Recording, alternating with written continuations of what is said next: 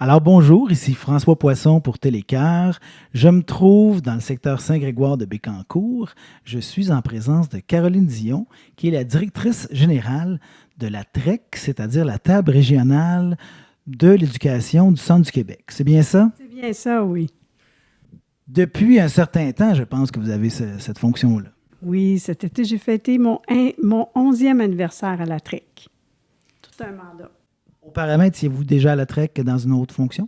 Et non, auparavant, j'étais à la conférence régionale des élus. Je coordonnais le projet régional de transport collectif, projet expérimental. Donc, c'est quand même un changement de terrain de jeu un petit peu. À la CRE, la conférence régionale des élus, je travaillais en développement régional. La table régionale de l'éducation est aussi un organisme de développement régional, mais lié au dossier de l'éducation. Ce qui est pas mal la même chose. On parle de travailler avec un ensemble de partenaires qui proviennent de différents secteurs d'activité. Ça se ressemble beaucoup comme type de travail, même si le sujet n'est pas le même. Mais ça m'explique un peu une chose que j'ai vue sur votre site Internet, où on insistait beaucoup sur le fait que la TREC soit un acteur socio-économique, ce qui me surprenait pour un organisme du milieu de l'éducation. C'est peut-être difficile à comprendre quand on le regarde uniquement sous l'angle éducation, mais quand on regarde sous l'angle éducation qui amène un individu à se former, à devenir un travailleur qualifié, dans le cadre du contexte de la pénurie de main-d'œuvre, on comprend très bien que l'éducation contribue au développement socio-économique de la région, ne serait-ce que par cet aspect-là. Est-ce que ça met une pression sur vous, justement, ce contexte-là de pénurie de main-d'œuvre? Sur la table régionale de l'éducation, je ne dirais pas que ça amène une pression, ni sur le milieu de l'éducation. Je pense que tout le monde fait son effort pour amener, dans le fond, le principe de base, c'est d'amener le plus d'individus possible à ce qu'on appelle la réussite éducative, ou du moins une qualification, puis une diplomation. Ce qui va en faire des individus, des citoyens qui vont être actifs dans la société, autant au niveau du travail, en tant que parents, en tant que citoyens aussi. Donc, c'est ce travail-là qui est fait. Est-ce qu'il y a plus de pression? Non. Mais je dirais qu'il y a peut-être plus de travail dans la créativité puis dans la façon de faire entre les partenaires. Et ça, c'est le rôle de la table régionale de l'éducation du Centre du Québec.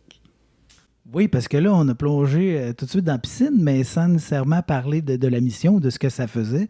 Alors là, vous venez d'en donner un aperçu, là. Vous êtes une petite équipe. En tout cas, sur le site, j'ai vu 6 ou 7 personnes. Plus précisément, 6 personnes, 6 femmes engagées, motivées et qui créent une dynamique là, vraiment complémentaire dans leurs compétences. Mais la table régionale de l'éducation, ce ne sont pas que ces 6 personnes-là, quoiqu'elles sont indispensables à tout le roulement quotidien, c'est aussi tout le réseau de l'éducation qui est autour de nous. Parce qu'on ne l'a pas nommé d'emblée, mais la table régionale, sa mission, c'est de mettre en place des projets qui contribuent au développement socio-économique de la région, mais aussi à la réussite éducative. Donc, on inclut dans ça 2 enjeux prioritaires sur lesquels on travaille, soit celui d'amener le plus de jeunes possible et d'adultes à se qualifier, à se diplômer et devenir des travailleurs à un moment donné. Et de l'autre côté, ça, c'est la réussite éducative. Et de l'autre côté, c'est tout l'enjeu de la pénurie de main-d'œuvre en termes de valorisation des professions pour lesquelles il y a des besoins de main-d'œuvre dans la région. Donc, nous, nos 2 champs de bataille sont ceux-là.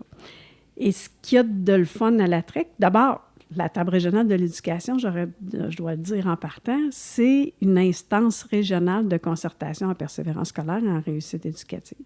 Ça, c'est une instance régionale et il y en a dans toutes les régions administratives du Québec.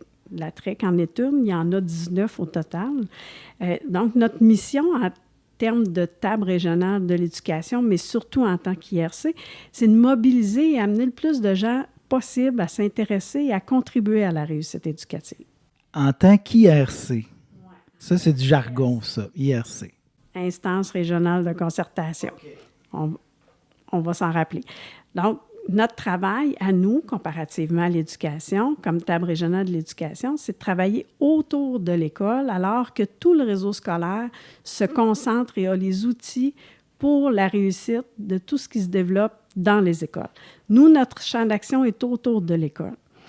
On travaille en mobilisation, on fait de la sensibilisation, on va mettre en place des projets et on le fait autour de l'école, mais pas avec n'importe qui, avec les parents, avec les organismes communautaires du milieu, avec les municipalités, avec les employeurs. Donc, tout ce qui gravite autour de l'école, ce sont on va dire des partenaires ou des organisations qui peuvent contribuer à la réussite.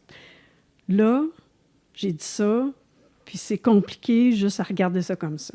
Mais je vais vous donner des exemples simples. Je suis sûre, François, vous avez déjà tout ça dans la tête, ce que ça réussit, puis comment on fait autour de l'école. Je pense pas que c'est clair pour vous. Ben, moi, je pense à tout ce que j'ai vu sur votre site Internet. Là, vous venez de nommer des partenaires, mais sur le site, c'était surtout les partenaires institutionnels du milieu de l'éducation, donc l'UQTR, Cégep de Drummondville, de Victoriaville. Ensuite, bien évidemment, les centres de services scolaires, il y en a 3, et un organisme que je ne connaissais pas qui regroupe les établissements privés. D'enseignement privé, qui sont toutes les écoles, collèges privés de la région.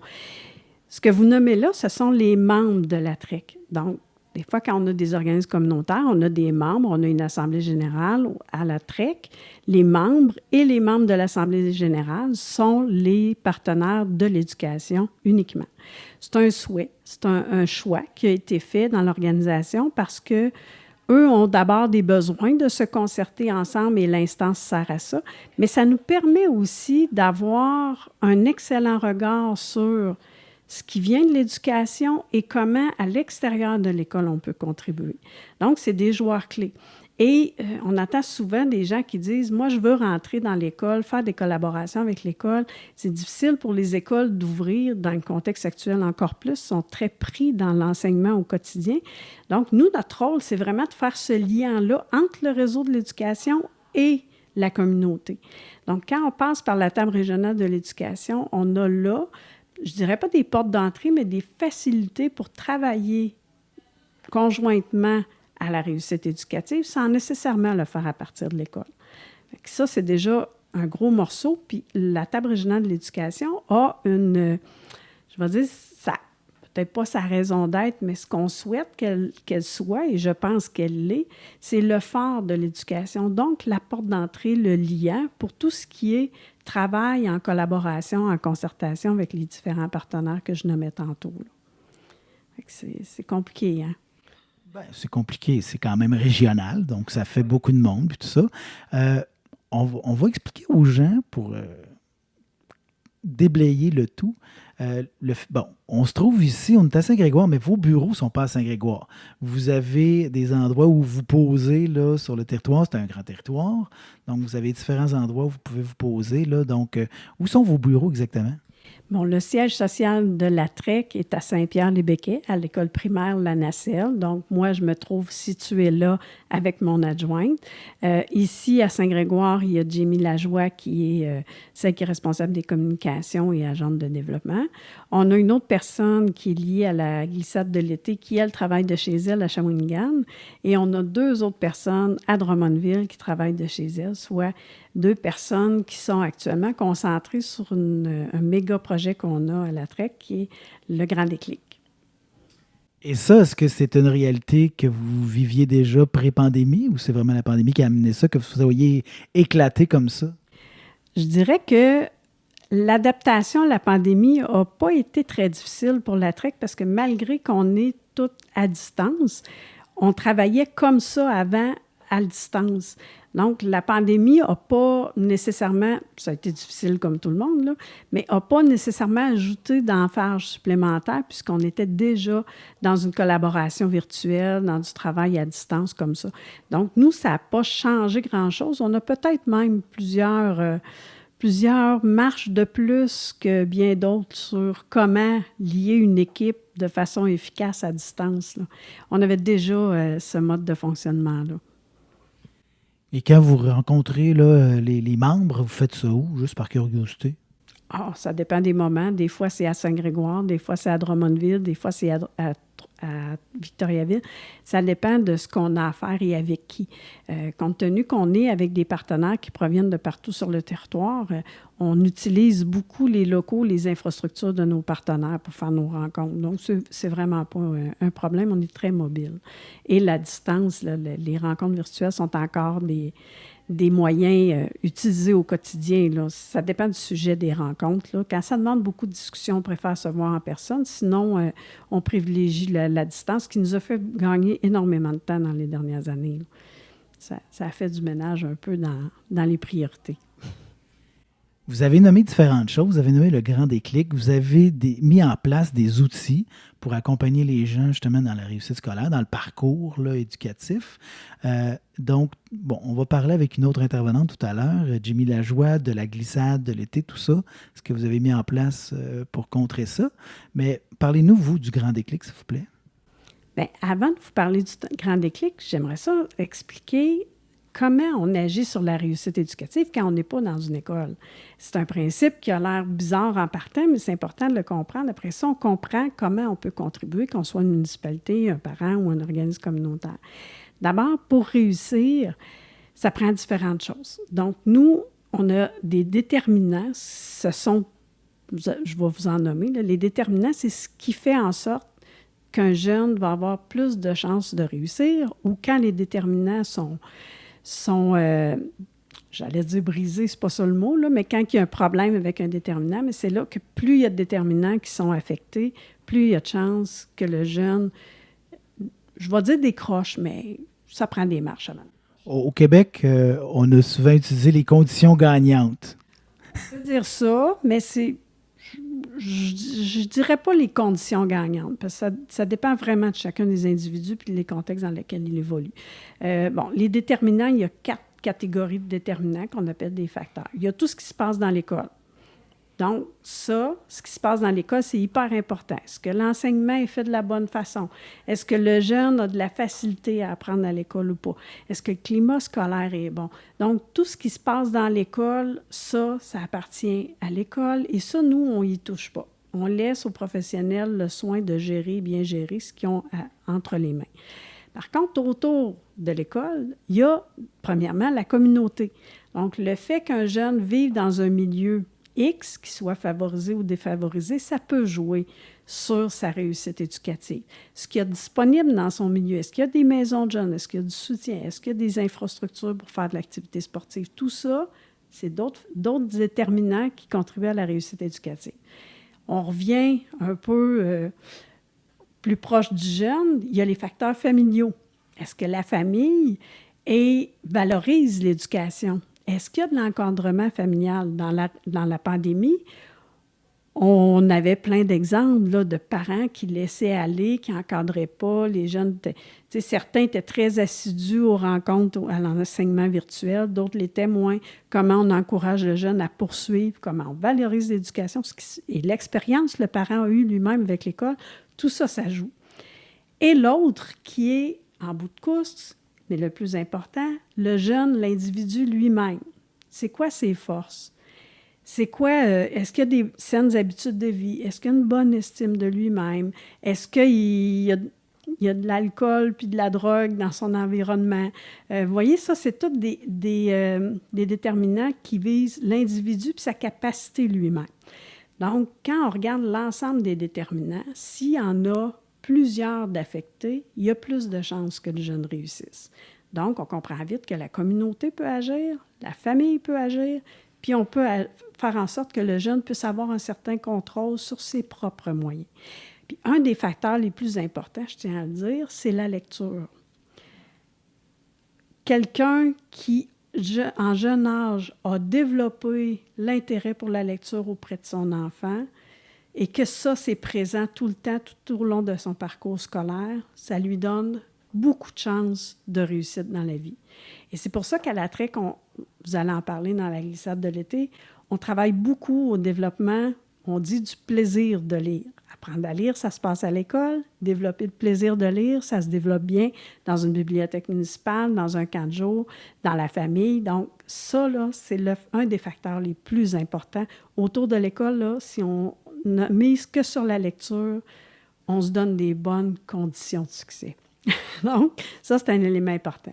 Mais nous, à la TREC, on regarde tout le spectre du jeune, du tout petit jusqu'à jusque rendu au post-secondaire, jusque rendu à l'âge adulte. Donc, ces facteurs-là sont toujours notre base sur lesquels on peut agir. Puis ça, les organismes communautaires peuvent agir, par exemple, sur l'estime de soi, faire vivre des choses, faire découvrir ses propres talents aux jeunes. Ça contribue aussi beaucoup. Fait que c'est comme ça qu'on agit. Puis là, je dis ça, puis j'ai oublié la question de base, là, qui était, c'est quoi le grand déclic? Au moins, on revient. On ne s'est pas perdu. Mais Mais c'est important de comprendre ça parce que ça explique notre grand déclic en bout de course, là. donc, il y a une grande intersection entre la TREC et même notre système de santé, services sociaux, dans les déterminants que vous avez mentionnés. Donc, avec les partenaires que vous avez nommés, il y a des gens qui se retrouvent là, dans tout ça. Notre système d'éducation, notre système de santé, c'est deux systèmes qui sont peut-être pas malades, mais qui ont l'atout en ce moment.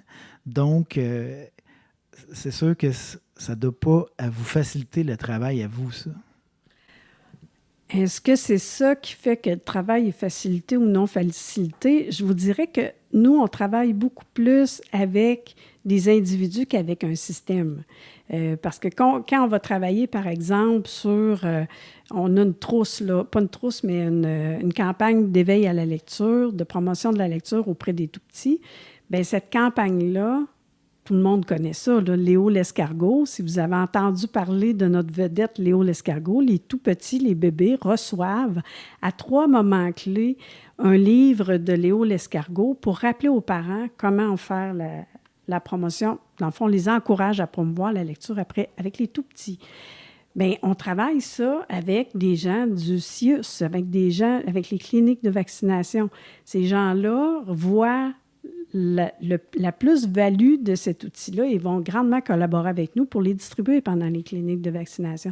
Fait que nous, on ne fait pas affaire avec la grosse machine, mais avec des joueurs clés à certains moments. Et ils ont le même intérêt que nous. C'est l'état du jeune ou de l'adulte là, qui est devant nous, là. Fait que moi, je n'ai pas vu de résistance, je n'ai pas vu de difficulté. J'ai vu une grande complicité, une grande, tu sais, une prise en main des situations, puis une volonté de voir, de discuter, puis de convenir de comment maintenant on va faire mieux pour la clientèle qui est en avant de nous. Fait que c'est le cas dans tous nos projets. Fait que moi, je trouve que oui, ils sont malmenés, mais il y a des gens encore convaincus là, dans ces organisations-là, avec toujours l'intérêt de la personne au centre. Fait que ça, on le constate, là. Et vous êtes au centre du Québec, mais est-ce que vous pouvez dire que c'est pas mal la même chose dans les 16 autres régions administratives? Oh, mon doux, je peux pas dire comment ça se passe exactement, comment ça se passe dans les autres régions, mais comme moi, je vois mes vis-à-vis des autres régions, je vois le même engouement à travailler pour la clientèle puis pour la réussite éducative. Ça, je le constate là, parmi les 19 régions, pas 19 régions, mais 19 IRC, parce qu'il y a des régions qui en ont 2, 19 IRC du Québec, là, je vois la même chose, là. Et ça m'amène à vous poser la question, est-ce que vous avez une instance qui vous regroupe? Est-ce que vous vous voyez à l'occasion? Oui, on a un réseau québécois en réussite éducative et ce réseau-là, c'est celui qui porte au nom de l'ensemble des IRC des grands projets, comme par exemple les Journées de la persévérance scolaire qu'on voit en février de chaque année, et à une moindre échelle, là, mais quand même de façon uniforme à travers le Québec, la Journée des finissants qui se tient en juin, puis aussi la rentrée, on souligne la rentrée. Et actuellement, le réseau québécois porte actuellement dans les médias sociaux, là, puis dans les journaux écrits, une campagne sur l'importance du travail chez les jeunes. Est-ce que le travail nuit aux études ou pas? Ça, c'est un sujet qui nous préoccupe grandement actuellement, là. Une réalité qui était peut-être pas... en tout cas, moi, quand j'ai grandi, là, au secondaire, je n'ai pas travaillé, là, à part faire la tondeuse à une place. C'est ça, c'est une nouvelle réalité, ça. C'est une nouvelle réalité parce que les besoins financiers sont plus importants, hein. Dans la société dans laquelle on vit, on consomme beaucoup. Les jeunes, maintenant, veulent avoir leur téléphone cellulaire, leur voiture, des vêtements de marque. c'était peut-être une préoccupation ou une technologie moins présente dans le temps, quand nous étions jeunes, et je nous inclus tous les deux. Donc, c'est une réalité qui est différente et les jeunes s'adaptent à cette nouvelle réalité-là. Et compte tenu qu'il y a moins de monde sur le marché du travail, bien, ils sont sollicités pour aller travailler aussi. On retrouve, entre autres, là, depuis récemment, là, la cohorte des 11-13 ans au travail, alors qu'avant, on ne voyait pas ce profil-là là, derrière les comptoirs, dans les épiceries, dans les boucheries, dans les magasins. On ne voyait pas les 11-13 ans et maintenant, on les voit de plus en plus. Donc ça, c'est une nouvelle réalité qui nous préoccupe, mais il ne faut pas oublier une chose importante, c'est que le travail n'est pas nécessairement nuisible à la réussite éducative. Encore faut-il qu'il soit bien encadré, avec certaines règles, de la part de l'employeur particulièrement, parce que l'employeur se doit de bien encadrer le jeune, de ne pas aller au-delà d'un certain nombre d'heures pour ne pas nuire à ses études, de mettre en place certaines pratiques, par exemple, de donner un horaire plus allégé lors des périodes d'examen, ces choses-là, mais il y a un autre côté important à la réussite éducative quand un enfant travaille. Je dis un enfant parce qu'on se 13 ans, on s'entend, là, ils ne font pas toute leur chambre, là. Hein, ils ont un peu de difficulté avec leur chambre, fait qu'on les envoie au travail, il y a des notions de base qui ne sont pas encore bien intégrées. Mais quand on parle de la famille, le parent se doit de bien encadrer ça parce qu'il faut qu'il soit le protecteur du nombre d'heures, qui ramène la valeur du travail au niveau où elle doit être pendant le parcours scolaire, c'est-à-dire que ça ne doit pas prendre toute la place, le parcours scolaire est important, puis d'être là, vigilant aussi, pour s'assurer que ça se passe bien. Parce qu'en plus, on a des 11-13 ans sur le marché du travail, là, ça peut être une expérience riche et vraiment faire maturer l'enfant, mais ça peut être une expérience difficile puis même dévastatrice si l'enfant n'a pas le soutien, l'encadrement qu'il lui faut là, pour faire un travail quelconque. Mais c'est là qu'on dit l'employeur a aussi son rôle à jouer. Puis quand on dit l'employeur, bien, c'est pour l'employeur aussi une opportunité. Et là, je vais vous ramener au grand déclic que je ne vous ai pas encore expliqué. Quand on amène des jeunes à travailler en entreprise ou peu importe que ce soit une entreprise de service, une manufacture ou peu importe, nous, ce qu'on dit aux employeurs, c'est que c'est une belle opportunité de faire découvrir à des jeunes aussi les autres professions qu'il y a dans son entreprise. Parce que ça peut être le moment où on va susciter un intérêt d'un jeune pour une profession pour laquelle, aujourd'hui, on a des difficultés d'avoir de la main-d'œuvre qualifiée. Fait que c'est aussi une opportunité, mais on leur dit aussi de faire attention, de mettre en place les bonnes pratiques pour y arriver, là, pour que le jeune y en tire une expérience positive, toujours en équilibre avec le travail et les études. Ça vous intéresse, le grand déclic? Ça m'intéresse certain, mais oui. Bien, le grand déclic, c'est une grande stratégie qu'on a lancée là, l'année passée. Et cette stratégie-là, à la base, ce qu'elle est, c'est un moyen de mettre en relation les employeurs, des jeunes, des organismes d'employabilité, là où on retrouve des adultes, avec aussi le milieu de l'éducation et les parents. Donc, c'est une grande stratégie pour mettre tout le monde en relation. Et l'objectif de ça, c'est de se servir des milieux de travail et des professions, des professionnels qu'il y a dans ces milieux de travail-là du Centre du Québec, chez les employeurs, pour faire découvrir et explorer des professions pour lesquelles il y a des besoins de main-d'œuvre dans la région. Fait que c'est vraiment une grande stratégie. Puis ça, on fait ça comment? On a comme 2 axes importants, soit celui de faire découvrir les professions ou de les faire explorer. Les faire découvrir, en passant, il y a une plateforme qui présente tous ces outils-là. La plateforme, c'est granddéclic.ca. Et sur la plateforme, pour faire découvrir, on retrouve la description à terme, là, ça va être 75 à 80 professions qu'il y a dans la région, qu'on décrit, qu'on nomme où sont les centres de formation qui offrent la profession comme telle.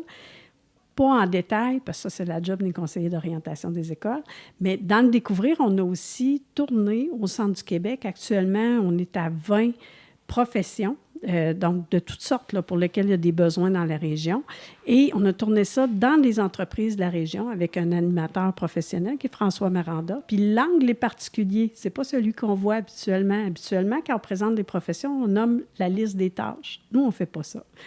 Ça, c'est facile à trouver, la liste des tâches. Ce qu'on veut, que nos capsules traduisent bien, c'est quoi le quotidien, par exemple, d'un soudeur? C'est quoi le quotidien d'une infirmière? Mais dans qu'est-ce que je vis? Qu'est-ce que je vais chercher là-dedans? C'est quoi les responsabilités que j'ai? C'est quoi qui me fait triper? C'est quoi mes projets coup de cœur? Donc, c'est vraiment le milieu, l'entreprise, mais la profession qu'on met en valeur, pas nécessairement les tâches. Fait qu'on voit un côté qu'on ne voit pas habituellement. Il y a dans ça aussi des webinaires qui permettent aux jeunes d'être en contact aussi avec des professionnels pour leur en parler. Ça, c'est tout le volet découvrir. Il y a un autre volet qui s'appelle explorer. Là, on est dans le concret. Fait que sur la plateforme Grand Déclic, les jeunes vont pouvoir voir là des offres d'emploi d'été pour lesquelles l'employeur offre l'occasion d'explorer. Donc, je vais y aller à l'extrême. Un étudiant qui sera engagé pour balayer dans une usine, ça a l'air d'une job plate, mais bon, il y a des besoins pour ça.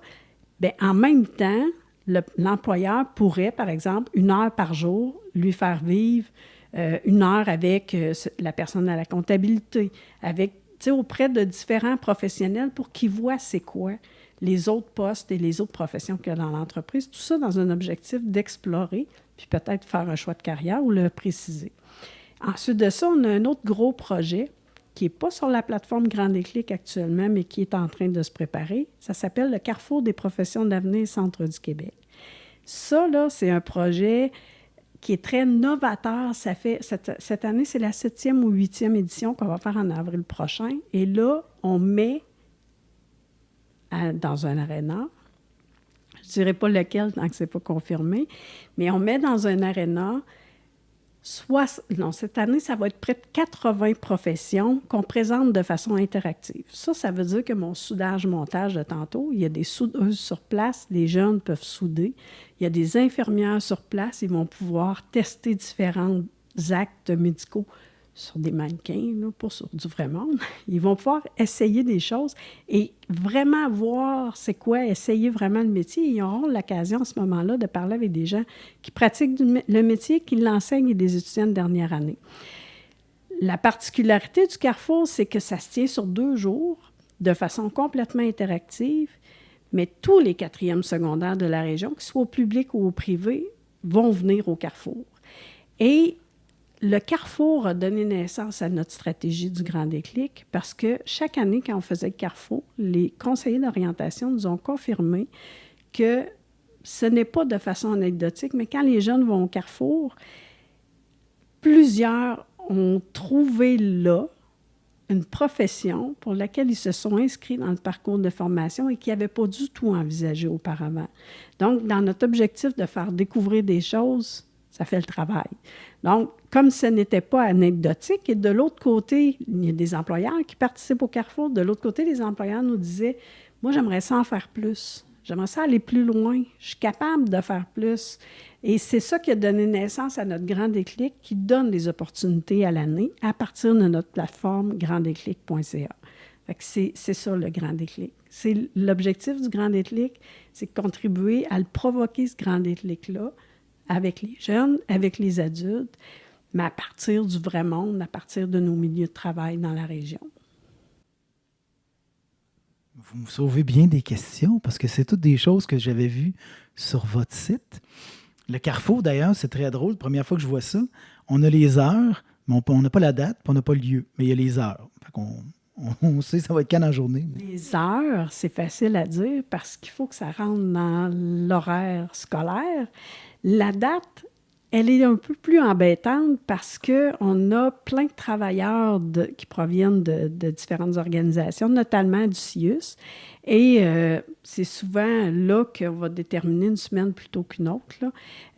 Puis en fonction de la disponibilité du lieu où on le fait, parce que 80 professions avec énormément d'équipements, ça prend grand. Et souvent, on est pris dans les arénas avec les tournois, avec la fonte de la glace et les horaires d'examen là, pour les étudiants de secondaire 4 et 5.